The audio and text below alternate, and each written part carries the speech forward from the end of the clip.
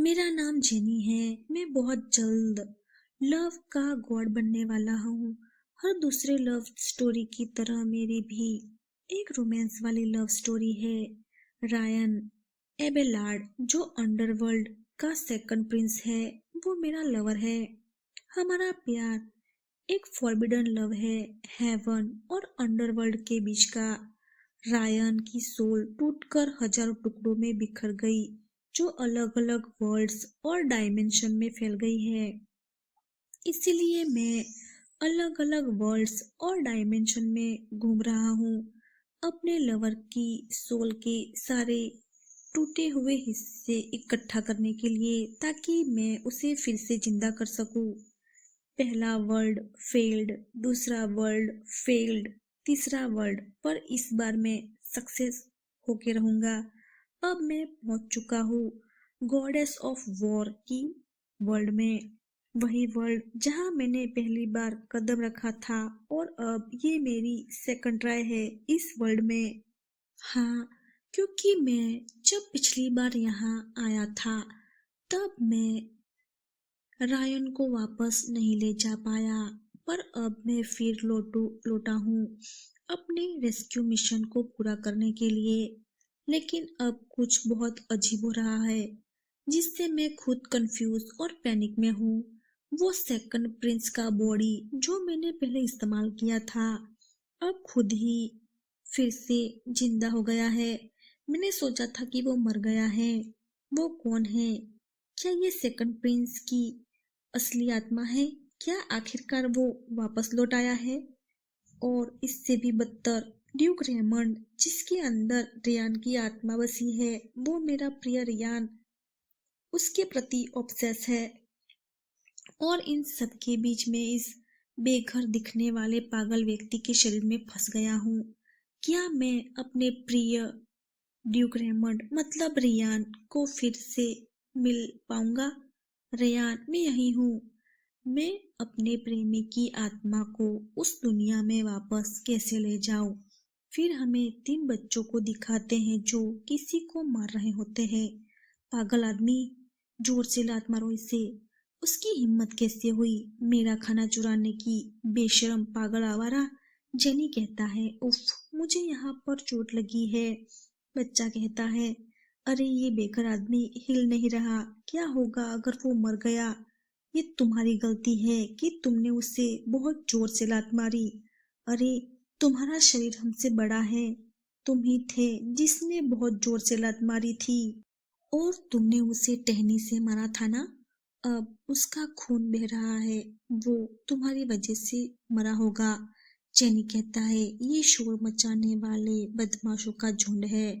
एक बच्चा कहता है, क्या होगा अगर वो लोहे से ढका वो अंकल फिर से आ जाए और हमें मार डाले क्योंकि हमने इसे मार डाला? जेनी कहता है, मेरा शरीर बहुत दुख रहा है। क्या मैं गॉडेस ऑफ ग्रिड के वर्ल्ड में आ गया हूँ? बच्चा कहता है, चलो, इससे पहले कि हमें कोई देख ले, चलो भाग चलते हैं। जेनी मुस्कुराता है। बच्चा कहता है, अरे नहीं, मेरा पैर मेरा पैर कहाँ फंस गया? जेनी कहता है, कहाँ? तुम्हें क्या लगता है तुम कहाँ भाग रहे हो? बच्चा चिल्लाता है, अरे नहीं, वो वापस जिंदा हो गया। जेनी कहता है, ठीक है, अब ये हो गया। जेनी बदमाश बच्चों को बांधकर वहां से निकल जाता है। जेनी कहता है, तुम्हारे जैसे ढीठ बदमाशों को कड़ा सबक सिखाने की जरूरत है। क्या? मैं कहाँ हूँ? मुझे तो लगा था कि मैं गॉडेस ऑफ ग्रिड के वर्ल्ड में आने वाला हूँ। वो दुनिया तो मॉडर्न माहौल वाली है, लेकिन यहाँ की इमारतों को देखकर लगता है कि ये कोई मॉडर्न वर्ल्ड नहीं है। मैं अभी किस समय में हूँ? फिर सीन बदलता है और हमें कुछ समय पहले का सीन दिखाते हैं। एक लड़की कहती है, जेनी। जेनी उस मशीन से बाहर निकलता है।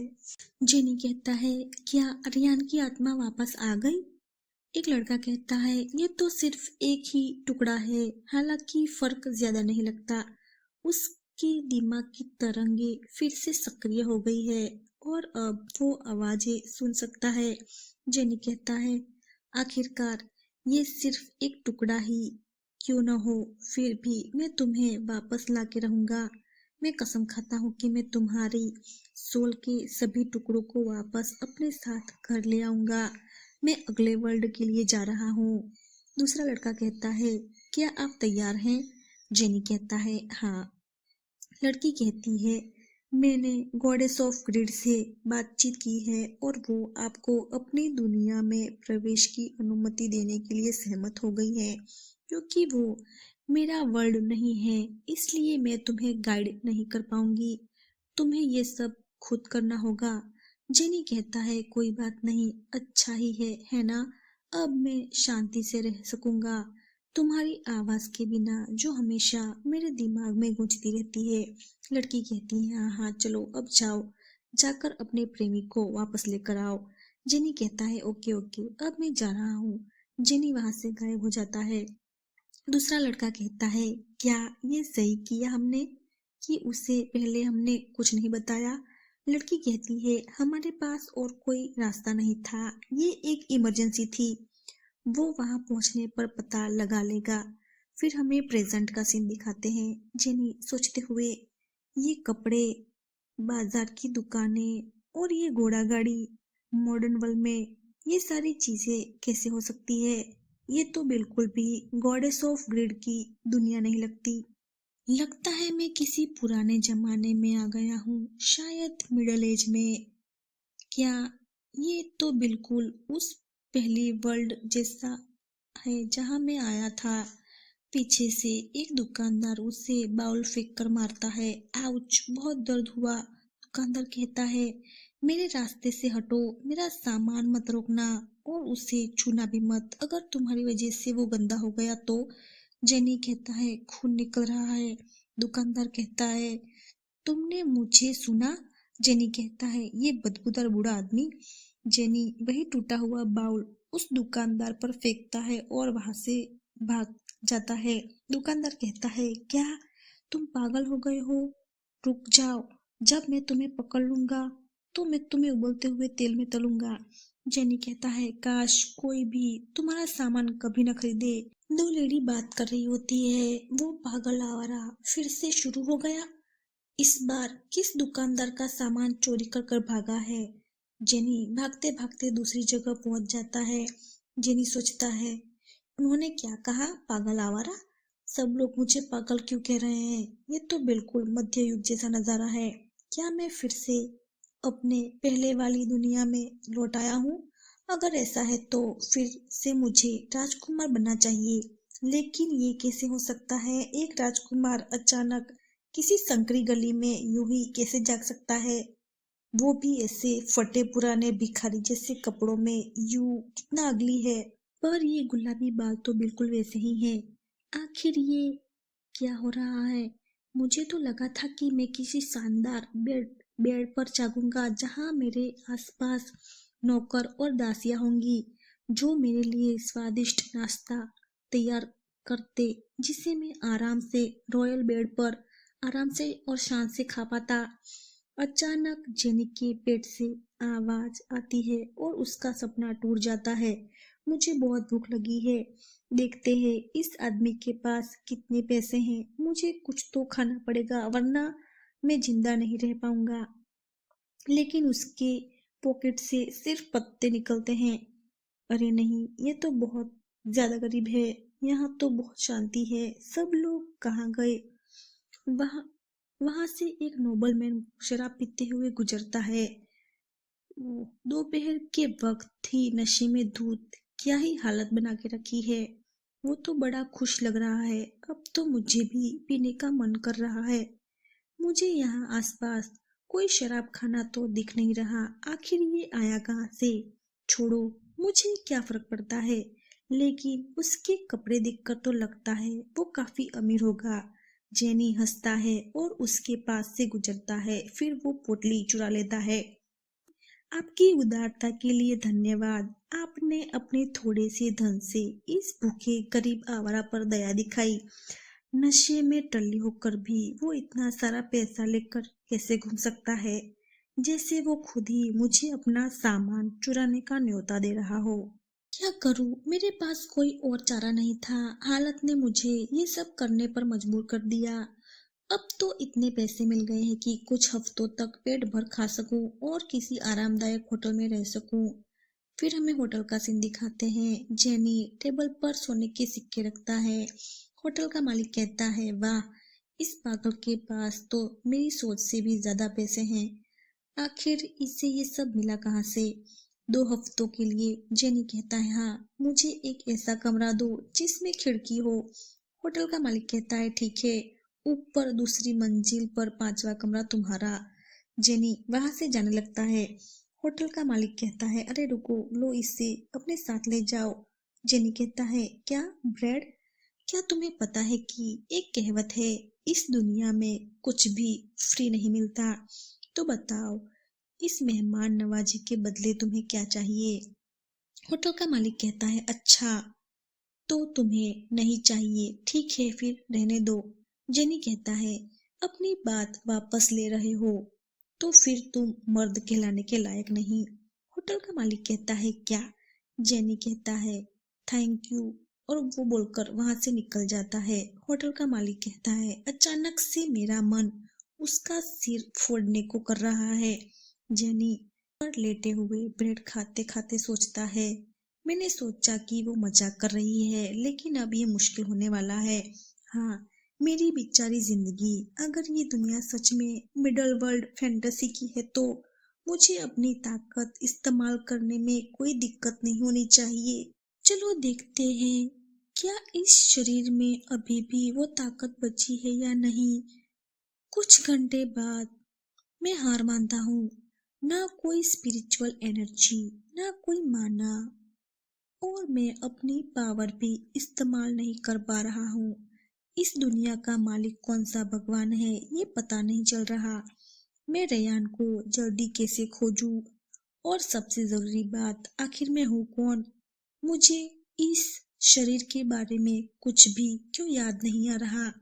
पिछली दुनिया में मुझे याद नहीं था कि मैं लव ऑफ गॉड बनने का कैंडिडेट हूँ, लेकिन कम से कम मुझे उस शरीर की यादें तो थी जिस बॉडी का मैंने यूज किया था। लेकिन इस बार मुझे कुछ भी याद नहीं है। लोग मुझे पागल कहते हैं। मैं एक भिखारी जैसा दिखता हूँ, वो भी बहुत गरीब भिखारी। तो क्या अब ये ही मेरी जिंदगी है? किसी मामूली इंसान के शरीर में कैद होकर जीना? क्या सच में मैं किसी अनजान व्यक्ति के शरीर में हूँ? नहीं, शायद ये सब एक छलावा है। मैं सच में एक भिखारी तो नहीं हो सकता हूँ, है ना? मेरी बहन की दुनिया में ऐसे किरदार आमतौर पर किसी अमीर खानदान के नाजायज बेटे होते हैं जिन्हें त्याग दिया गया होता है। तो वो लड़की जेनी की बहन है, और वो भी एक गॉड है। या फिर ऐसे राजकुमार जो अपने राज्य में झगड़े के कारण छिपने पर मजबूर होते हैं। मैं शायद किसी अमीर आदमी का बेटा हूँ जिसे किसी आम इंसान के बच्चे से बदल दिया गया हो, या फिर किसी अमीर का असली बेटा जिसे उसकी बुरी सौतेली माँ ने विरासत के झगड़े की वजह से घर से निकाल दिया हो। ये सब सोचकर ही मुझे चिढ़ आती है। चलो, इसे कल के लिए छोड़ देते हैं। फिर सीन चेंज होता है। जेनी खाते हुए सोचता है, खुद को ऐसे भिखारी के शरीर में पाना कितना बेकार है, और जोर जोर से हंसने लगता है। होटल का मालिक मन ही मन कहता है, उसका पागलपन फिर से बाहर आने लगा है। जेनी मन ही मन कहता है, इस पागल आदमी की भूमिका निभाते हुए मुझे अब तक समझ नहीं आ रहा कि मुझे क्या करना चाहिए। मैं पूरी कोशिश कर रहा हूँ कि इस शरीर की कुछ यादें मुझे याद आ जाए, लेकिन सब बेकार जा रहा है। जेनी कहता है, अरे सुनो होटल वाले दयालु आदमी। होटल का मालिक कहता है, हाँ बोलो, कुछ ऑर्डर करना है? जेनी कहता है, क्या तुम मुझे जानते हो कि मैं कौन हूँ? होटल का मालिक कहता है, ओ हाँ बिल्कुल, मैं जानता हूँ, तुम तो बहुत मशहूर हो। क्या हुआ, तुम्हारी याददाश्त चली गई है क्या? जेनी कहता है, ऐसा ही लगता है। होटल का मालिक कहता है, मैं तो बस मजाक कर रहा था। ठीक है, अब मेरी बात सुनो। तुम लोग तुम्हें लोग यहाँ ऐसे जानते हैं, एक पागल आवारा के रूप में जो लोगों का खाना और अमीरों के पैसे चुराना पसंद करता है। मतलब तुम चोर हो, जेनी कहता है। बस इतना ही? होटल का मालिक कहता है, बिल्कुल नहीं, कभी कभी तो तुम इतने पागल हो जाते हो कि लोग डर जाते हैं। जेनी कहता है, क्या सच में मैं इतना डरावना हूँ? होटल का मालिक कहता है, हाँ बिल्कुल। जेनी मन ही मन कहता है, वो मेरे पागल होने से इतना खुश क्यों है? पीछे से कोई बातें करता है। सोल्जर कहता है, क्या आपने सुना है, परसों महान महाराज द्वारा प्रिंस फिलिप्स की आत्मा को फिर से जिंदा करने के लिए एक सेरेमनी योजी जाएगी? जेनी कहता है, प्रिंस फिलिप? सुना हुआ लगता है। अगर मैं गलत नहीं हूँ तो वो फिलिप वॉन हैसबर्ग है। जेनी कहता है, हे भाइयों, मजबूत अल्फा पुरुष जिनके दिल सोने के हैं, क्या आप मुझे उस राजा और राजकुमार का पूरा नाम बता सकते हैं जिनका आपने पहले उल्लेख किया था? सोल्जर कहता है, क्या आप अपने राजा का नाम नहीं जानते? मुझे मत बताओ कि तुम भूल गए हो कि तुम कहाँ रहते हो। जेनी कहता है, हाँ ठीक वैसे ही जैसे होटल वाले ने कहा था। मैं एक पागल आवारा हूँ, कभी कभी तो मेरी यादें लुप्त हो जाती है, मुझे उसका एहसास भी नहीं होता। सोल्जर कहता है, और हमें किसी पागल आदमी के सवाल का जवाब क्यों देना चाहिए? वैसे भी तुम इसे भूल जाओगे। मुझे तुम्हारे पागल सवालों का जवाब देकर बोर नहीं होना। जेनी कहता है, होटल वाले ज्यादा बियर लाओ और इन सज्जनों की मेज को अपनी रसोई की सारी स्वादिष्ट खानों से भर दो। सोल्जर कहता है, इस पागल के पास पैसे हैं? आओ यहाँ हमारे साथ बैठो भाई, आपको जो भी जानकारी चाहिए हमें बताइए। यदि आप भूल गए हो, हम एटोरिया राज्य में हैं। जेनी कहता है, अच्छा ऐसा है। सोल्जर कहता है, और आपके पिछले प्रश्न का उत्तर, हमारे महान राजा का पूरा नाम विलियम वॉन हैसबर्ग है और स्वर्गीय द्वितीय प्रिंस का नाम फिलिप वॉन हैसबर्ग है।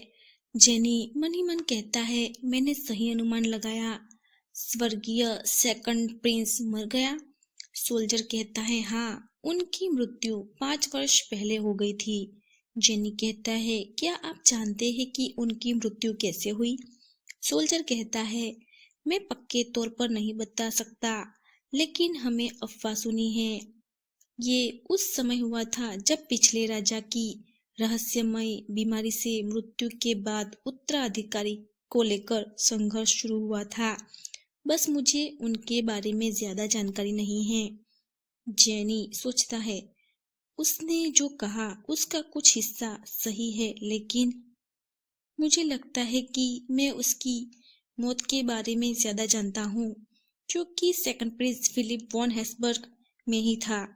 बिल्कुल वही शरीर जो मैंने पहली बार इस दुनिया में प्रवेश करते समय इस्तेमाल किया था। तो अब सब कुछ साफ है, मैं अपनी मदर की दुनिया में लौट आया हूँ, द गॉडेस ऑफ वॉर।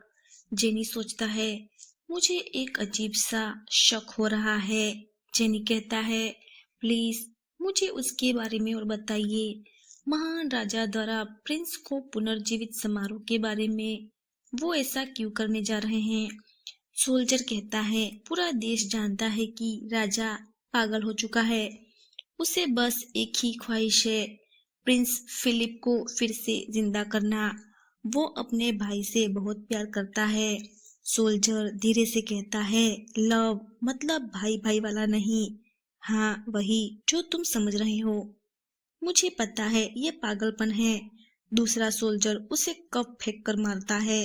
अपनी जबान संभालो। जेनी सोचते हुए, धत्तेरी की, मुझे एहसास नहीं था कि वो मुझसे प्यार करेगा। नहीं, मैं नहीं।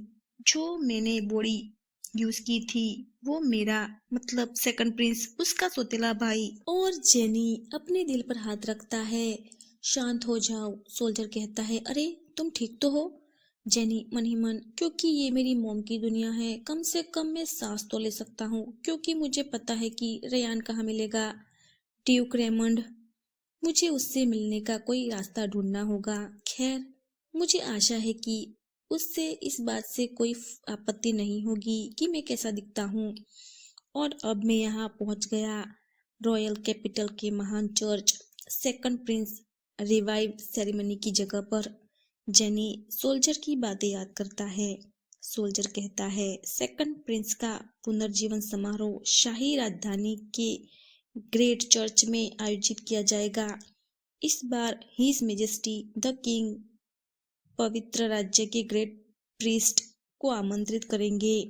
वो राजा विलियम भी सच में अजीब किस्म का आदमी है।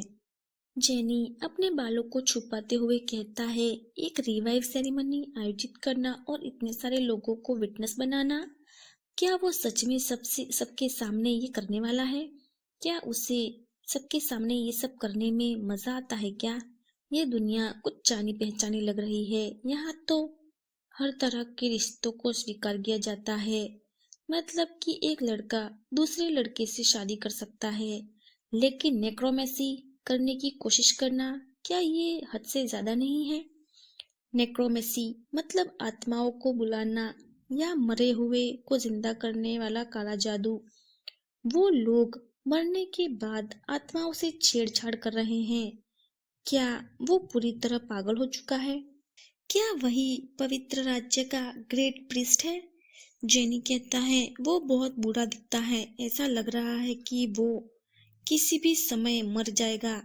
पीछे बैठा हुआ एक लड़का बोलता है हे, अपने मुंह पर लगाम लगाओ, वो पवित्र राज्य के महान प्रीस्ट है। एक गंदे भिखारी की हिम्मत कैसे हुई कि वो किसी पवित्र और महान इंसान के बारे में कुछ बुरा बोले? क्या आपको डर नहीं लगता कि उसके लिए आपको श्राप मिल सकता है?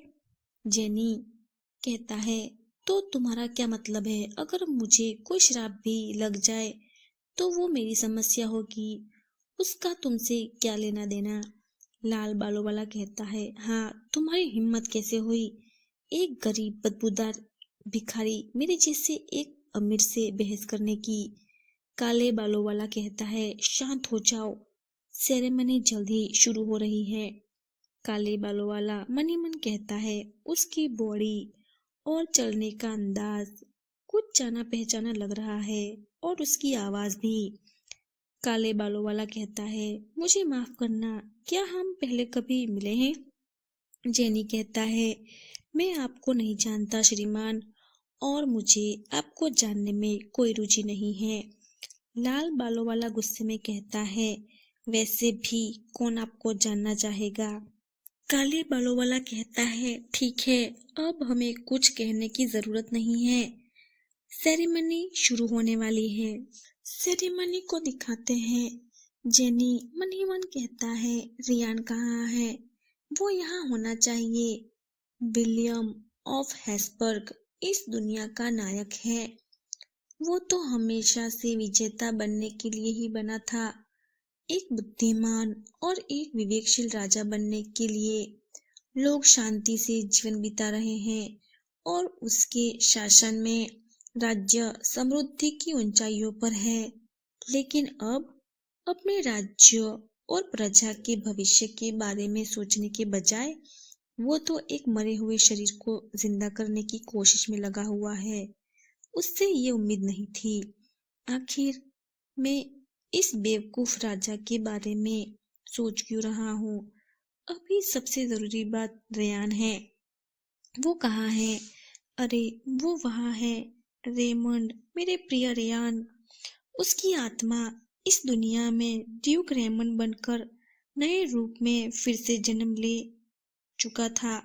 एक खूनी दिमाग वाला सरदार जो पड़ोसी राज्यों में आतंक फैलाता है। वो छल कपट का मास्टर है। वो जानता है कि लोग क्या सोचते हैं, क्या महसूस करते हैं, क्योंकि वो मन पढ़ सकता है। हाँ, बिल्कुल वैसे ही जैसा उसने मेरे साथ किया था। मैं तो बस उसकी महत्वाकांक्षाओं को पूरा करने के लिए इस्तेमाल किया गया एक मोहरा था। उस क्रूर कृत्य के बावजूद आपने ऐसा क्या देखा कि आप इतने दुखी दिख रहे हैं? क्या वो मैं हूँ? क्या वो मेरे लिए दुखी है? नहीं, वो व्यक्ति अब मैं नहीं हूँ। वो तो बस एक खोखली खाल है। मैं तो यहाँ हूँ, मेरी तरफ देखो रियान, मैं यहाँ हूँ। शांत हो जाओ जेनी, आपको शांत होने की जरूरत है। अपनी भावनाओं पर नियंत्रण रखो, अभी समय नहीं आया। पृष्ठ कहता है, प्रकाश की दयालु देवी जो इस ब्रह्मांड में हम सभी को आशीर्वाद देती है, आपको ये विनम्र सेवक आपसे सहायता की याचना करता है ताकि आप इस सेवक को रोशनी का मार्ग दिखाए। जेनी मन ही मन कहता है, ओहो तो ये शुरू हो गया। ये दुनिया युद्ध की देवी की है, फिर भी वो किसी और देवी की पूजा कर रहे हैं। अगर मोम को ये बात पता चल गई तो वो पागल हो जाएगी। प्रिस्ट कहता है, हमें अपने चमत्कार से अनुग्रहित करे। जेनी मन ही मन कहता है, आपकी प्रार्थनाएं नहीं सुनी जाएगी। प्रिस्ट के भाले से ग्रीन लाइट निकलती है। एक लेडी कहती है, क्या ये काम करेगा? मैं ये देखने के लिए इंतजार नहीं कर सकती। आगे क्या होने वाला है? जेनी की आगे बैठा ग्रीन बालों वाला कहता है, फादर सेड्रिक अपनी पवित्रता के लिए जाने जाते हैं। क्या सेकंड प्रिंस फिर से जिंदा हो पाएंगे? जेनी मन ही मन कहता है, बिल्कुल नहीं। क्या ये काम करेगा? प्रिस्ट कहता है, हमें अपना चमत्कार प्रदान करे प्रकाश की देवी। जेनी को भी तभी खून की उल्टियां शुरू होने लगती है। जेनी सोचता है, उफ मेरा शरीर, ये बहुत बुरा है। मुझे ऐसा लग रहा है जैसे मैं जल रहा हूँ और मेरा सिर बहुत दुख रहा है। मुझे क्या हुआ है? जेनी वहां से खड़ा होकर जाने लगता है। काले बालों वाला कहता है, आप ठीक तो हैं? लाल बालों वाला कहता है, तुम्हें क्या हो गया? समारोह के बीच में ऐसे तुम कैसे जा सकते हो? लेकिन जेनी किसी की बात नहीं सुनता और वहां से भागने लगता है। तभी ड्यूक रेमंड की नजर जेनी पर पड़ती है। रेमंड सोचता है, गुलाबी बाल। जेनी भागकर चर्च के बाहर बैठ जाता है। जेनी कहता है, ये क्या हो रहा है? मुझे ऐसा लग रहा है जैसे मेरी आत्मा इस शरीर से बाहर खींची जा रही हो। क्या ये महज एक संयोग है? नहीं, क्या मरने पर ऐसा ही महसूस होता है? मैं कई बार मर चुका हूँ, हालांकि इस बार तो और भी ज्यादा दर्द हो रहा है। सांस लेना बहुत मुश्किल है। मुझे घुटन महसूस हो रही है। नहीं नहीं नहीं, मैं अभी मरना नहीं चाहता। रियान की आत्मा को अपने साथ वापस लिए बिना मैं नहीं मर सकता। सचमुच ये दर्द तो कुछ भी नहीं है उसके सामने। ऐसा कहते कहते जेनी बेहोश हो जाता है। दूसरी तरफ प्रीस्ट को भी खून की उल्टियां शुरू हो जाती है। विलियम जो किंग है वो कहता है, प्रीस्ट क्या आप ठीक हैं? कपल कहता है, क्या हो रहा है? क्या ये असफल हो गया? प्रीस्ट कहता है, मुझे क्षमा करें महाराज, मैं अपने प्रयास में असफल हुआ।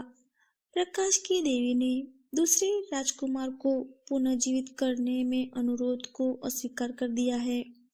रेमंड कहता है, फादर सेड्रिक को थोड़ा आराम करने के लिए ले जाइए। सोल्जर कहते हैं, हाँ योर ग्रेस। रेमंड मन ही मन कहता है, हम उसे फिर से जिंदा करने में असफल रहे। फिलिप फिर से जिंदा भी क्यों न हो जाए, मुझे नहीं लगता कि वो मुझे माफ करेगा। फिर रात हो जाती है। जेनी कहता है, दर्द धीरे धीरे कम हो गया, लेकिन मेरा सिर अभी भी घूम रहा है और मुझे थोड़ा बुखार सा महसूस हो रहा है।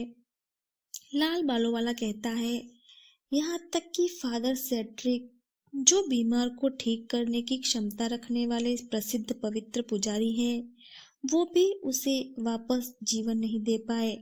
काले बालों वाला कहता है, किसी बीमार व्यक्ति को ठीक करना और किसी मृत व्यक्ति को फिर से जिंदा करना दो अलग अलग मामले हैं।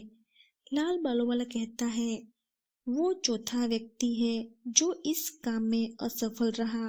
काले बालों वाला कहता है, स्वाभाविक रूप से जो लोग मर चुके हैं उन्हें पुनर्जीवित करना असंभव है। लाल बालों वाला कहता है, अरे क्या ये पहले वाला व्यक्ति नहीं है? तो मेरा अनुमान सही था। आप एक भिखारी हैं, इसीलिए तो आप जाने की जल्दी में थे, क्योंकि आप यहाँ खड़े होकर पैसे मांग सके, है ना? लो ये एक सिक्का रखो, कुछ खाने के लिए ले लेना, आप भूख से मर रहे होंगे। काले बालों वाला गुस्से में कहता है, अगर देना ही है तो बस दे दो, बार बार बताने की जरूरत नहीं। जेनी कहता, लाल बालों वाला कहता है, मैंने उसे पैसे दे तो दिए हैं, तो फिर मुझे क्यों तंग कर रहे हो? काले बालों वाला कहता है, लो इसे मेरे दोस्त की असभ्य हरकत के लिए माफी के तौर पर ले लो। जेनी मन ही मन कहता है, वाह ये इंसान तो बहुत दयालु है, या फिर इतना पैसा देने के लिए बहुत मूर्ख। काले बालों वाला सोचता है, मुझे नहीं पता क्यों, लेकिन ये भिखारी मुझे मेरे सौतेले भाई गिन्नी की याद दिलाता है।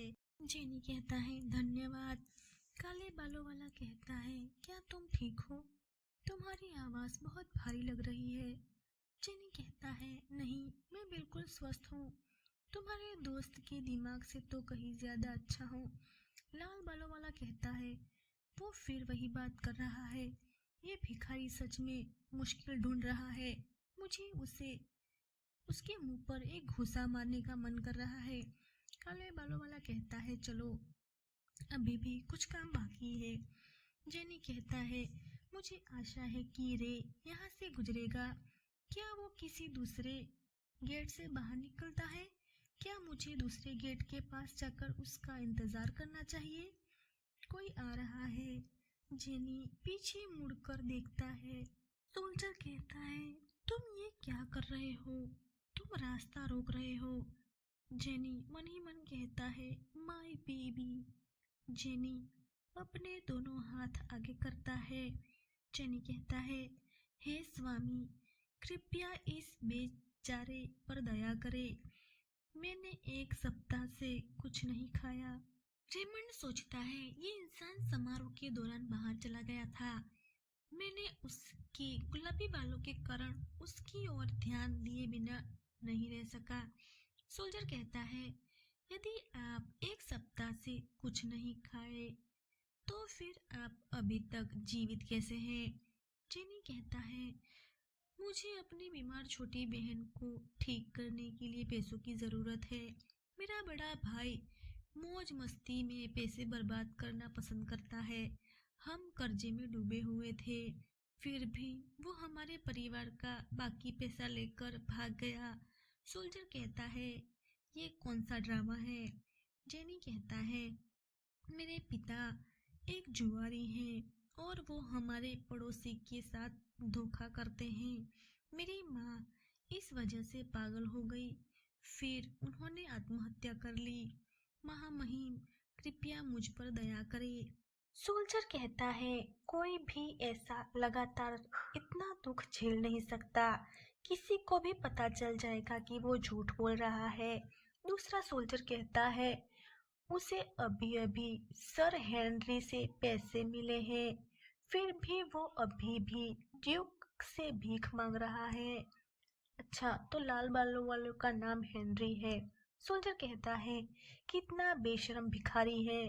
जेनी मन ही मन कहता है, क्यों तुम कुछ नहीं कर रहे हो? क्या वो पागल है? क्या मैं हद पार कर गया? मैं तो बस उसे थोड़ा सा चिढ़ाना चाहता था। रेमंड कहता है, अपने सर से कपड़ा हटाओ। जेनी मन ही मन कहता है, वो मुझसे अपना हुड क्यों उतरवाना चाहता है? बिल्कुल नहीं। रेमंड मन ही मन कहता है, नहीं ये संभव नहीं है, मुझे ये पक्का करना होगा कि मैं गलत नहीं समझा गुलाबी बालों के बारे में। जेनी कहता है, इससे पहले कि मैं वो कर सकूं जो आपने मुझसे मांगा है, मुझे आपसे कुछ चाहिए। जेनी मन ही मन कहता है, अभी समय नहीं आया है, मैं नहीं चाहता कि वो मुझे इस अवस्था में देखे। सोल्जर अपनी तलवार निकालते हुए, कैसा निर्लज्ज आवारा है।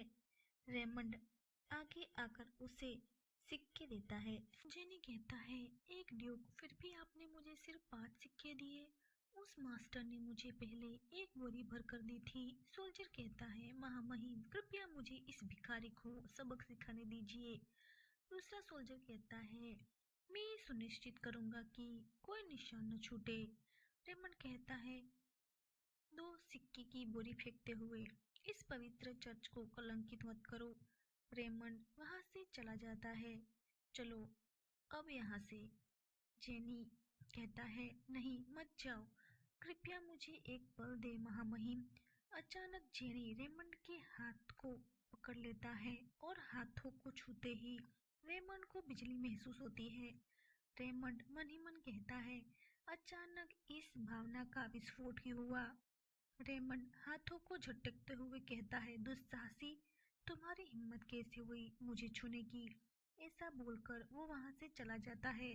जेनी अपने हाथों को देखता है और कहता है, मुझे उससे मिलने से पहले नहा लेना चाहिए था। उसकी नफरत भरी नजर देखकर मुझे उसे बेशर्मों की तरह चूमने का मन किया। इस युग में पानी बहुत महंगा है। ऐसा लगता है कि मुझे खुद को स्वच्छ करने के लिए जंगल में कोई झरना, झील या कोई नदी ढूंढनी होगी। मुझे खुद से ही घिन आती है ये देखकर कि मैं कैसा दिखता हूँ। उफ, मेरी नजर धुंधली हो रही है। ये धुंधली हो गई। मैं भूल गया कि मुझे अभी भी बुखार है। बेकार है। इस पागल बेघर आदमी का शरीर बहुत कमजोर है। दूसरी तरफ रेमंड सोचता है, वो अचानक कैसा एहसास हुआ था। उस भिखारी की भावना इतनी तेज और गहरी थी। हालांकि मैंने हाथों में दस्ताने पहने हुए थे, फिर भी मैं उसे महसूस कर पा रहा था। स्पर्श के नजरिए किसी की भावनाओं को पढ़ लेना। जब से मैं इस दुनिया में आया हूँ, तब से मेरे पास ये शक्ति है। गुस्सा, आनंद, दुख, चिंता, पागलपन, लालच, यहाँ तक कि मनुष्य के सबसे गहरे, सबसे अंधेरे भावनाओं तक मैं त्वचा से त्वचा के स्पर्श के जरिए लोगों की भावनाएं महसूस कर सकता हूँ। हालांकि मैं सीधे संपर्क को सीमित करके अपनी शक्ति पर नियंत्रण बनाए रखता हूँ। ये दूसरी बार था जब दस्ताने पहनते समय मुझे ऐसी मजबूत भावना महसूस हुई। ये एक पुरानी गहरी भावना की लहर महसूस हुई जिसे मैंने बहुत लंबे समय से महसूस नहीं किया था। हर बार मैं ऐसा महसूस करता हूँ तो मेरे सिर में दर्द होने लगता है। एक ऐसी भावना जिससे मैं लंबे समय से बच रहा हूँ, इतने लंबे समय से कि मुझे उसका नाम भी याद नहीं। लेकिन किसी तरह मुझे ऐसा लगता है कि मैं इस भावना से नफरत नहीं करता। जिस पल मुझे याद आया कि मैं कौन हूँ और इस दुनिया में मेरा उद्देश्य क्या है, युद्ध की देवी ने मेरी आत्मा को बलपूर्वक अपनी दुनिया से बाहर खींच लिया। दूसरी तरफ दिखाते हैं। अचानक से जेनी की आंखें खुलती है। उसके सामने बहुत सारे सिक्के पड़े हुए थे। जेनी कहता है, जरा इन सिक्कों को तो देखो, अब तो मैं अमीर बन जाऊंगा। सच कहूँ तो मुझे उम्मीद नहीं थी कि वे एक बीमार व्यक्ति को, जो बेहोश हो गया था, बिना मदद करने की कोशिश किए छोड़ देंगे। यहाँ तक कि पुजारी भी मेरे पास से गुजर रहे थे और उन्होंने भी मेरी मदद नहीं की। होटल का मालिक कहता है, क्योंकि वो डरते हैं इसीलिए तुम्हारी मदद नहीं कर रहे। एक ऐसा व्यक्ति जो अपना दिमाग खो चुका है, भला उसे लोग कैसे नहीं डरेंगे। जेनी डरते हुए, अरे तुम यहाँ कब आए? होटल का मालिक कहता है, ओहो, अभी अभी आया हूँ। मैं तो होटल खोलने से पहले अपने सुबह की दिनचर्या करने ही वाला था कि अचानक तुम्हें जमीन पर पड़ा देखा। मुझे तो लगा कि तुम मर चुके हो। जेनी कहता है, क्या? सुबह के रोजमर्रा के काम? होटल का मालिक कहता है, मैं चर्च को नाश्ता दान करता हूँ। जेनी कहता है, ओहो, तो मुझे भी एक हिस्सा दे दो। होटल का मालिक कहता है, बिल्कुल नहीं, इस दुनिया में कुछ भी मुफ्त नहीं मिलता। जेनी खुद जाकर बास्केट में से ब्रेड का एक टुकड़ा ले लेता है और खाने लगता है। होटल का मालिक कहता है, मैं तो भूल ही गया था कि तुम तो चोर हो। लो, इससे भी ले लो। लंच के लिए चोरी करना बंद कर दो। अब मुझे देर हो रही है। जेनी कहता है, वो इतनी जल्दी में क्यों है? वो अचानक कहीं से मुझे खाना देने के लिए आ गया और मुझे अच्छी सवारी भी दे दी। कैसा संयोग है, मुझे ड्यूक रेमंड के घर जाने के लिए सवारी की जरूरत थी। मेरा शरीर इतना कमजोर है कि मैं पैदल नहीं चल सकता। जेनी हंसने लगता है। जेनी कहता है, मेरे डार्लिंग, मैं तुम्हारे पास आ रहा हूँ। और जेनी भूल गया कि उससे पहले नहाना था। जेनी घोड़ा लेकर जाने लगता है। होटल का मालिक कहता है, अरे, ये मेरा घोड़ा है, मुझे मेरा घोड़ा वापस दो। जेनी कहता है, मुझे ये जगह देखे हुए बहुत समय हो गया है। उससे मुझे पुरानी यादें ताज़ा हो गई। जेनी अंदर जाने की कोशिश करता है, लेकिन पहरेदार उसे रोक लेते हैं। सोल्जर कहता है, अपना काम बताओ। दूसरा सोल्जर सोचता है, क्या ये कल वाला चर्च वाला बेशर्म भिखारी नहीं है? सोल्जर कहता है, महामहिम ने तो कल ही तुम्हें सिक्कों से इनाम दे दिया था और अब तुम ड्यूक के महल में बाहर भीख मांगने आए हो। जेनी कहता है, मैं तो बस मुलाकात करने आया हूँ। या ये मनाही है? ड्यूक रेमंड से जाकर कहो कि एक मेहमान उनसे मिलने का इंतजार कर रहा है।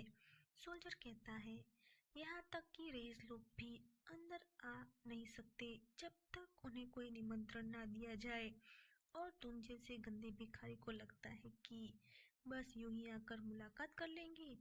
सपने देखना बंद करो। जेनी मन ही मन कहता है, मैं थोड़ी देर के लिए भूल गया था कि मैं एक ऐसी दुनिया में हूँ जहाँ अमीर गरीब ऊंच नीचे दर्जे वाले लोग रहते हैं। जेनी कहता है, एक अनपढ़ व्यक्ति होने के नाते मुझे ऐसे नियमों का पता नहीं था। सोल्जर मन ही मन कहता है, उफ, मुझे तो कुछ गड़बड़ होने का एहसास हो रहा है। जेनी कहता है, आप सही कह रहे हैं, मेरे जैसे भिखारी को महामहिम से मिलने का मौका कैसे मिल सकता है? जेनी रोने का नाटक करता है। मैं ड्यूक की दयालुता से आश्चर्यचकित था और केवल उन्हें व्यक्तिगत रूप से धन्यवाद देना चाहता था। ये दुनिया कितनी नाइंसाफी है। ये आसमान और जमीन कितने दूर दूर है। गरीबों के साथ कितना बुरा और वही अमीरों के साथ कितना अच्छा बर्ताव करते हैं। ये भेदभाव क्यों? ये समाज की खाई और असमानता, उफ, मेरी आत्मा को दहिला देती है। और इस पूरी दुनिया में मैं तो बस धूल का एक मामूली कण हूँ। ऐसे ही जेनी कुछ भी बके जा रहा था ताकि सोल्जर का मन पिघला सके। सोल्जर कहता है, हमें चौकन्ना रहना होगा। हम ड्यूक के महल में ऐसे ही किसी को जाने नहीं दे सकते। दूसरा सोल्जर कहता है, यहाँ से चले जाओ और कभी वापस मत आना। जेनी मन ही मन कहता है, मुझे कोई और तरीका खोजना होगा। ड्यूक के महल जाना इतना भी आसान नहीं है जितना मैंने सोचा था। कुछ दिन बाद सोल्जर कहता है, अरे नहीं, ये वापस आ गया। अब क्या चाहिए तुम्हें? जेनी कहता है, सोच रहा हूँ कि ड्यूक के महल में मेरे जैसे किसी नौकर की जरूरत तो नहीं। आपको पता है, मुझे नौकरी की जरूरत है ताकि मुझे दोबारा भीख न मांगनी पड़े। मैं नौकर बन सकता हूँ, माली बन सकता हूँ, खाना भी बना सकता हूँ, मैं कोई भी काम कर सकता हूँ। सोल्जर कहता है, जहाँ से आए हो वही वापस लौट जाओ। किसी नौकर की जरूरत नहीं है हमें। शू शू शू। जेनी कहता है, अच्छा ऐसा है। और कुछ दिनों के बाद वापस जेनी महल के बाहर खड़ा हो जाता है। चमक तो देखो चेहरे पे। सोल्जर कहता है अब क्या चाहिए? जेनी कहता है मैं तुम्हारी तरह ही गार्ड की नौकरी करना चाहता हूँ। तो बताओ मुझे कहाँ आवेदन करना है? सोल्जर कहता है बिल्कुल नहीं, तुम बहुत पतले और कमजोर दिखते हो। तेज हवा का झोंका आपको उड़ा ले जा सकता है। जेनी मन ही मन कहता है ये क्या कह रहा है? ये मुझे कम आंक रहा है। हालांकि मैं जानता हूँ इसमें थोड़ी सच्चाई भी है। इस कमजोर शरीर का सत्यानाश हो और उसके अगले दिन वापस। सोल्जर कहता है तुम वापस आ गए? जेनी कहता है जी हाँ, मैं फिर से आ गया हूँ। भाई लोग थोड़ा शांत हो जाओ। सोल्जर कहता है यहाँ कोई नौकरी नहीं है और गार्ड बनने के बारे में तो बात भी मत करना। जेनी कहता है नहीं नहीं नहीं, मैं अब आपसे इसके बारे में बात और नहीं पूछूंगा। दरअसल मैं तो बस आप दोनों के साथ टाइम बिताना चाहता था। सोल्जर कहता है तुम ये कैसी बकवास बातें कर रहे हो? क्या तुम नहीं देख रहे कि हम अभी ड्यूटी पर हैं? दूसरा सोल्जर कहता है अत्यंत सम्मान के साथ कह रहा हूँ, प्लीज कृपया करके यहाँ से चले जाए और वापस कभी मत आए। जेनी थोड़ा दूर जाकर एक मैट बिछाता है। ये सब करते हुए सोल्जर देखता है और कहता है ये सब क्या है? जेनी जैसे पिकनिक मनाने आया हो। सोल्जर कहता है ये ड्यूटी की जगह है, कोई पिकनिक स्पॉट नहीं। एक भिखारी इतने महंगे और स्वादिष्ट डिशेस का खर्चा कैसे उठा सकता है? जेनी हाथ हिला के इशारा करता है और बुलाता है हे तुम दोनों भी मेरे साथ खाना खाने के लिए आ जाइए। तुम दोनों ने आज लंच नहीं किया होगा है ना? आइए कुछ खा लीजिए।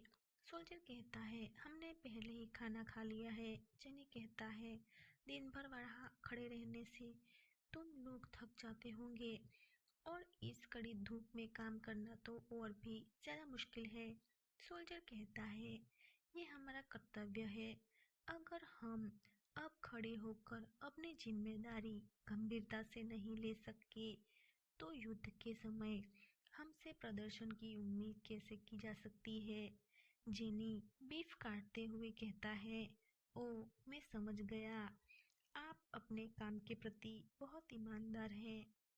ओ माय, ये खाना इतना नरम है कि मुंह में जाते ही पिघल जाता है। ये अब तक का सबसे स्वादिष्ट खाना है जो मैंने कभी नहीं खाया था। इसे धीमी आंच पर भुना गया था और ये बिल्कुल सही से पका है। स्वादिष्ट जड़ी बूटियों और मसालों से बने लजीज मैरिनेट का तो क्या ही कहना। वाह, ये इतना अच्छा है कि मेरी आंखों से आंसू निकल आए। क्या शानदार जिंदगी है मेरी, वाह। जेनी हंसता है। दोनों सोल्जर खाने पर टूट पड़ते हैं। जेनी कहता है मैंने तुमसे कहा था ना, मेरे साथ लंच करने का तुम्हें पछतावा नहीं होगा। जेनी मन ही मन कहता है अब मुझे इनसे कुछ जानकारी निकलवानी चाहिए।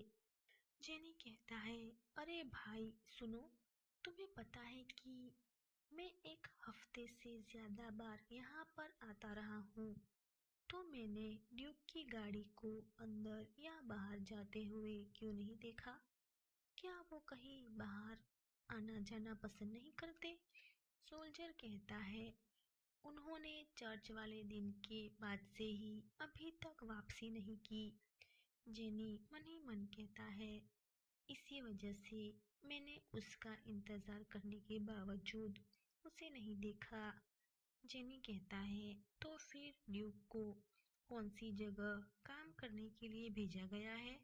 सोल्जर कहता है इसके बारे में हमें कोई साफ जानकारी नहीं है, लेकिन मैंने कैप्टन के एक साथी से जो उनके साथ काम करता है उनसे सुना है कि ड्यूक के साथ एक दल तैयार किया जा रहा है क्योंकि किंग ने उन्हें अगापे लैंड के मेज टावर में जाने का काम सौंपा है। चर्च में हुए पुनर्जीवन की रस्म असफल होने के बाद तुरंत ही वो वहां जाने के लिए रवाना हो गए। जेनी कहता है, मेज टावर? जेनी मन ही मन कहता है, जी हाँ, द मेज टावर। अहराम वही रहता है, वही जादूगर जिसके बारे में अफवाह है कि वो मरे हुए लोगों को फिर से जिंदा कर सकता है। क्या बेकार तरीका है। वो पागल राजा फिर से वही हरकतें कर रहा है। उसने अभी तक हार नहीं मानी है ना? जेनी कहता है, अच्छा तो ये बात है, चाहे मालिक हो या काम करने वाला, सभी अपने काम के प्रति बहुत ईमानदार है। राजा के आदेश को तुरंत पूरा करते हैं। सच में कमाल की बात है ये तो। सोल्जर कहता है, आप गलत है। ड्यूक कभी भी राजा के आदेश का पालन नहीं करना चाहते थे। उन्होंने राजा की वजह से ऐसा नहीं किया। दूसरा सोल्जर बताने से मना करता है, लेकिन पहला सोल्जर कहता है, क्यों नहीं, ये बात अब सबको पता चल ही चुकी है। जेनी कहता है, अगर वो राजा के आदेशों का पालन नहीं कर रहा है तो क्यों? जेनी मन ही मन गुस्से में कहता है, मुझे ये मत बताओ कि रेमंड भी। सोल्जर जेनी के कानों में कहता है, ये काम ड्यूक महामहिम अपनी इच्छा से कर रहे हैं, क्योंकि वो भी चाहते हैं कि प्रिंस फिलिप फिर से जीवित हो जाए। जेनी कहता है, क्या तुम मजाक कर रहे हो? तभी किसी का रह जाता है। सोल्जर कहता है, ड्यूक की सवारी, जल्दी करो, दरवाजा खोलो और अंदर महल का रथ तैयार करो। जेनी कहता है, तो मेरा अनुमान सही निकला। सोल्जर कहता है, हे तुम भाग क्यों रहे हो? जेनी कहता है, वो उस खाली गुलाबी खाल के प्रति इतना ऑब्सेस क्यों है? जेनी तेज आने वाले गिरज के सामने खड़ा हो जाता है। सोल्जर कहता है, क्या तुम पागल हो गए हो? हट जाओ सामने से। क्या तुम मरना चाहते हो? घोड़े तुम्हें कुचल देंगे। तभी घोड़े उसे घसीटते हुए ले जाते हैं। सोल्जर जेनी को देखते हुए कहता है, भाई तू जिंदा तो है कि मर गया? तभी गाड़ी से उतरते हुए रेमंड कहता है, ये सब क्या हंगामा है? क्या ये वही चर्च वाला भिखारी है? कैप्टन कहता है, क्या वो पागल? उसने गाड़ी को आते देखा, फिर भी वो सड़क के बीचों बीच खड़ा रहा। क्या वो मर गया है? सोल्जर कहता है, वो जिंदा है कैप्टन। हमें इसके साथ क्या करना चाहिए? कैप्टन कहता है, हो सकता है कि वो नाटक कर रहा हो ताकि वो मुआवजे के तौर पर हमसे और अधिक पैसे वसूल कर सके। उसे रहने दो। उसका शरीर एक तरफ हटा दो। ड्यूक की गाड़ी आगे बढ़ रही है। सोल्जर कहता है, जी हाँ कैप्टन। रेमन सोचता है कि मैं इसे छू लूं, क्या मुझे वही भावनाएं महसूस होगी? मुझ में क्या गलत है? मैं खुद को फिर से उसे छूकर क्यों तकलीफ दे रहा हूँ? रेमंड कहता है, उसे अंदर ले आओ, उसके घाव का इलाज करो। सोल्जर कहता है, जी, जैसा आप आदेश दे महामहिम। रेमंड कहता है, जब वो होश में आ जाए तो उसे जाने देना। जेनी मन ही मन कहता है, अरे नहीं, मुझे लगा था कि सड़क के बीच खड़े होने से वे रुक जाएंगे। सीन चेंज होता है। जेनी को एक कमरे में सोते हुए दिखाते हैं। जेनी कहता है, ऐसा लग रहा है जैसे मेरा पूरा शरीर कुचल दिया गया हो, और तो और मैं अपनी आंखों को भी खोल नहीं पा रहा। मैंने बेवकूफ़ी की और बिना सोचे समझे कुछ ऐसा कर दिया जो मुझे नहीं करना चाहिए था। और तो और मेरी भावनाएं मुझ पर हावी हो रही है। मैं जानता हूँ कि गाड़ी को मुझसे टकरा देना एक बहुत ही लापरवाह वाला काम था, और मैं सच में बुरी तरह से घायल हो गया हूँ। लेकिन इन सब में मैंने एक काम कर लिया। फाइनली मुझे ड्यूक के महल में प्रवेश मिल ही गया। रेमंड चाहे कितना भी क्रूर क्यों न हो, वो मुझे ऐसे घायल स्थिति में देखने का साहस नहीं कर पाएगा। तभी कोई दरवाजा खोलकर अंदर आता है। जेनी मन ही मन कहता है, मुझे लगता है कि इस सब बकवास काम के बाद मुझे अपनी ताकत फिर से हासिल करनी होगी। अरे नहीं, बहुत दर्द हो रहा है। ऐसा लग रहा है कि कोई आ रहा है। किसी का हाथ जेनी के सर की तरफ आता है और कोई मैजिक करता है। कितना गरम! मुझे ऐसा लग रहा है जैसे मेरा शरीर अचानक हल्का हो गया हो, जैसे कि मैं पल भर में ही ठीक हो गया हूँ। वहाँ कौन है? अरे, यहाँ तो कोई नहीं है। सच में कौन था वो? कोई तो था, लेकिन मेरा शरीर काफी हल्का महसूस हो रहा है। शायद ये सिर्फ मेरी कल्पना थी। ये तो नौकरों का क्वार्टर लग रहा है। मैं पहली बार यहाँ आया हूँ, लेकिन अगर मुझे सही से याद है तो क्वार्टर महल के पश्चिम या पूर्व के हिस्से में होना चाहिए।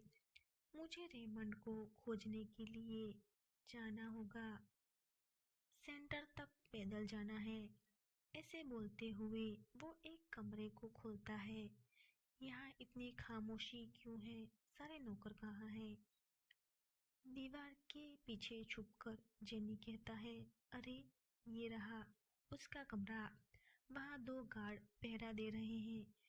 जरूर रेमंड वही होगा। जेनी कहता है, ओहो, अचानक से मुझे उसकी बहुत याद आ रही है। गार्ड कहता है, वहाँ कौन है?